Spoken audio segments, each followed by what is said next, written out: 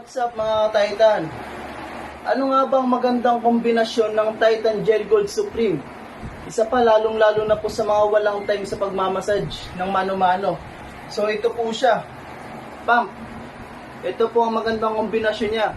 So ituturo ko po sa inyo at ipapaalam ko po kung paano po siya gamitin at paano po siya nakaganda. So ito po siya, linabas ko na po yung mga gamit para hindi na po matagal yung video natin. Ayan po, isasalpak nyo lang po yan siya dito. At meron po siyang mga goma. Kayo na lang po mamimili ng size nyo. Pero hindi ko na po ito ilalagay dahil malaki po yung gagamitin ko. Ito po, ay, sana all. So ito na nga po.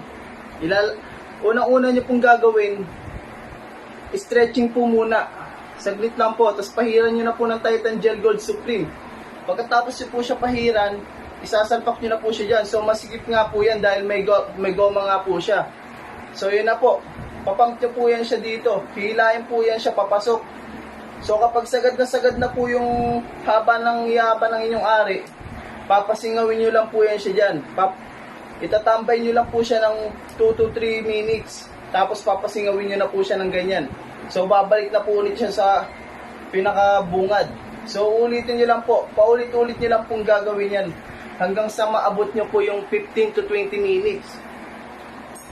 So ayun po, iwasasin na po sa mano-manong pagmamasahe, lalong-lalo na po sa mga wala pong time.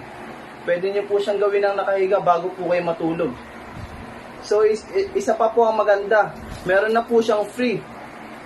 Kung magmamaria palad po kayo, pwede nyo na po siyang gamitin. Free lang po siya, yan po isasalpak nyo lang po yan siya dyan. Tapos ito na po yung gagamitin yung pampalipas. So yun lang po, maraming salamat po. Thank you and God bless.